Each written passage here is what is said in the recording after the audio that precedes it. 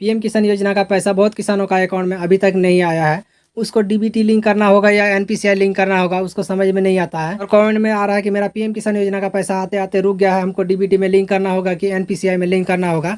किस में हम लिंक करेंगे कि पीएम किसान सम्मान निधि योजना का पैसा आ जाए? तो आपको हम बताएंगे कि डीबीटी का क्या मतलब होता है और एनपीसीआई का क्या मतलब होता है, और आपका जो बैंक अकाउंट किस में आप लिंक करेंगे कि पीएम किसान सम्मान निधि योजना का पैसा आना स्टार्ट हो जाए। और आपको ये भी बताएंगे पीएम किसान सम्मान निधि योजना में क्या आपका प्रॉब्लम आता है, उस कंडीशन में आपको अकाउंट में लिंक कराना पड़ता है। और आपको ये भी बताएंगे कि आप बैंक अकाउंट में लिंक कर लिए हैं, करने के बाद अपना बैंक अकाउंट में एक्टिव हुआ है कि नहीं हुआ है, उसको चेक करना चाहते हैं, उसको देखना चाहते हैं तो किस तरह से आप देखेंगे, उसका भी प्रोसेस आपको इस वीडियो में हम बताएंगे। पीएम किसान सम्मान निधि योजना का 14वां नंबर किस जो आने वाला है, उससे पहले आपको ये सब काम करना बहुत जरूरी है। अगर आपका बैंक अकाउंट में लिंक एक्टिव होगा तो आपको पीएम किसान योजना का पैसा दिया जाएगा, अगर नहीं होगा तो आपको नहीं दिया जाएगा। तो हम वीडियो को शुरू करते हैं और आपको हम बताते हैं। तो सबसे पहले आपको हम बताएंगे पीएम किसान सम्मान निधि योजना का पैसा लेने के लिए आपको डीबीटी या एनपीसीआई लिंक होना जरूरी है। तो आपको हम बताएंगे कि डीबीटी का क्या मतलब होता है, एनपीसीआई का क्या मतलब होता है। जैसे कि देख पा रहे, डीबीटी का मतलब होता है डायरेक्ट बेनिफिट ट्रांसफर, मतलब पीएम किसान योजना का पैसा या किसी भी योजना का पैसा, मतलब सरकारी किसी भी योजना का पैसा आपका अकाउंट में डायरेक्ट भेजा जाता है। इसमें आपको एनपीसीआई से कोई लेना देना नहीं है। डीबीटी के माध्यम से पैसा लेने के लिए आपका बैंक अकाउंट में एनपीसीआई लिंक होना चाहिए। अगर आपका बैंक अकाउंट में एनपीसीआई लिंक होगा, डीबीटी के द्वारा पीएम किसान योजना का पैसा या किसी भी योजना का पैसा डायरेक्ट बेनिफिट ट्रांसफर कर दिया जाता है। तो इसके लिए आपको क्या काम करना होगा, आपका बैंक अकाउंट में एनपीसीआई लिंक करना होगा। इसका मतलब होता है national payment corporation of India, मतलब भारतीय पेमेंट निगम इसको कहते हैं। पीएम किसान सम्मान निधि योजना का पैसा लेने के लिए या किसी भी योजना का पैसा लेने के लिए आपका बैंक अकाउंट में एनपीसीआई लिंक होना चाहिए, आपका आधार कार्ड में एनपीसीआई लिंक होना चाहिए।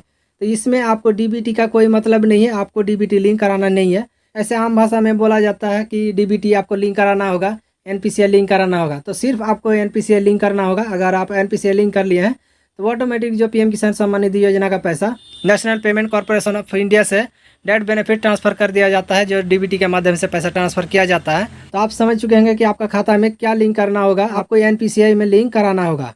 तो एनपीसीआई में लिंक करने के लिए आपको क्या काम करना होगा, अगर आप ऑनलाइन के माध्यम से एनपीसीआई लिंक कर सकते हैं तो आप कर लीजिएगा। अगर नहीं कर पाते हैं तो आपको बैंक जाना होगा, वहाँ पर जाकर आपको कहना होगा हमको आधार एनपीसीआई करना होगा। उसके बाद वहाँ से आधार एनपीसीआई कर दिया जाएगा।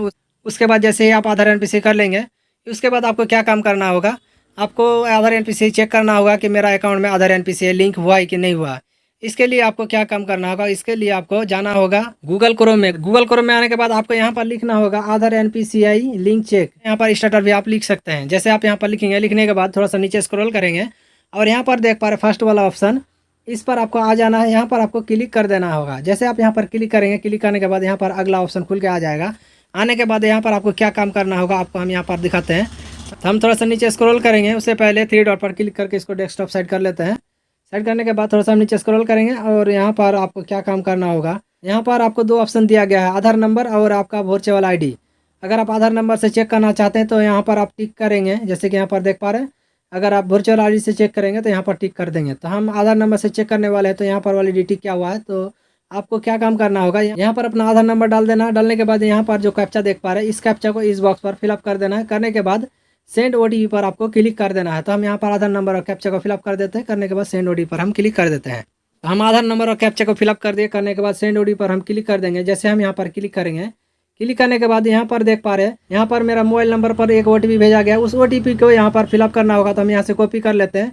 करने के बाद हम थोड़ा सा नीचे स्क्रॉल करेंगे और आपको दिखाते हैं कहाँ पर आपको ओटीपी को फिलअप करना होगा। तो आपको यहाँ पर ओटीपी को फिलअप कर देना है। करने के बाद सबमिट पर आपको क्लिक कर देना है। तो हम यहाँ पर ओटीपी को फिलअप कर देते हैं। हम ओटीपी को फिलअप कर दिए। करने के बाद सबमिट पर हम क्लिक कर देते हैं। जैसे हम सबमिट पर क्लिक किया, क्लिक करने के बाद थोड़ा सा हम नीचे स्क्रॉल करेंगे और यहाँ पर देख पा रहे हैं यहाँ पर क्या लिख के आ गया है, congratulations your Aadhaar bank mapping has been done, यहाँ पर लिख के आ गया है। और थोड़ा सा हम नीचे स्क्रॉल करेंगे और यहाँ पर देख पाएंगे क्या यहाँ पर लिखा हुआ है। यहाँ पर देख पा रहे हैं मेरा आधार नंबर का लास्ट का 4 डिजिट यहाँ पर शो कर रहा है और यहाँ पर लिखा हुआ है बैंक सीडिंग स्टेटस एक्टिव, यहाँ पर शो कर रहा है। तो यहाँ पर आपका एक्टिव होना चाहिए। यहाँ पर अगर आपका इनएक्टिव लिखा हुआ रहेगा या एरर का ऑप्शन रहेगा या यहाँ पर कुछ नहीं रहेगा, उस कंडीशन में आपको एनपीसीआई लिंक कराना होगा। अगर आप बार बार एनपीसीआई लिंक करते हैं और यहाँ पर एक्टिव नहीं होता है तो आपको इंडिया पोस्ट पेमेंट बैंक या आप पंजाब नेशनल बैंक या आप एयरटेल पेमेंट बैंक, किसी भी बैंक में आप अकाउंट ओपन कर लीजिए, उसमें जल्दी एक्टिव भी हो जाता है। और यहाँ पर देख पा रहे हैं बैंक सीडिंग डेट, जो यहाँ पर देख पा रहे हैं 14/2/2020 लिखा हुआ है। और यहाँ पर किस बैंक में एनपीसीआई लिंक क्या हुआ है, जैसे कि यहाँ पर देख पा रहे हैं सेंट्रल बैंक ऑफ इंडिया यहाँ पर शो कर रहा है। इसी तरह आप चेक कर पाएंगे कि आपका कौन सा बैंक में एनपीसीआई लिंक किया हुआ है और आपका पीएम किसान सम्मान निधि योजना का पैसा आने के लिए वो बैंक सही है कि नहीं है।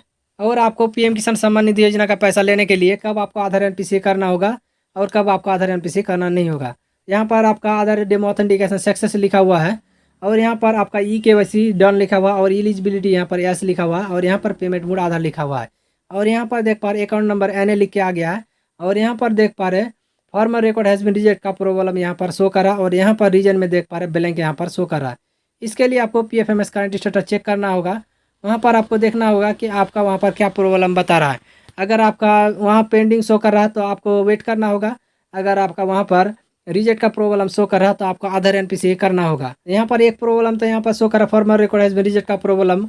अगर आपका अकाउंट डिटेल्स अंडर रिवैलिडेशन का प्रोसेस यहाँ पर अगर शो कर रहा है, अगर काफ़ी दिन से शो कर रहा है तो आपको इस कंडीशन में क्या कम करना होगा, आपको अकाउंट नंबर चेंज कर लेना होगा, दूसरे अकाउंट में एनपीसीआई लिंक करा लेना होगा। अगर आपका पीएफएमएस करेक्शन इज पेंडिंग काफ़ी दिनों से शो कर रहा है, लगभग 5 से 6 महीना या 7 महीना से शो कर रहा है, तो इस कंडीशन में भी आप आधार एनपीसीआई चेंज कर लीजिए, आपका प्रॉब्लम सॉल्व हो जाएगा। और यहाँ पर रीजन में डेट भी यहाँ पर शो करने लगेगा और आपका पीएम किसान सम्मान निधि योजना का पैसा आने का प्रोसेस चालू हो जाएगा।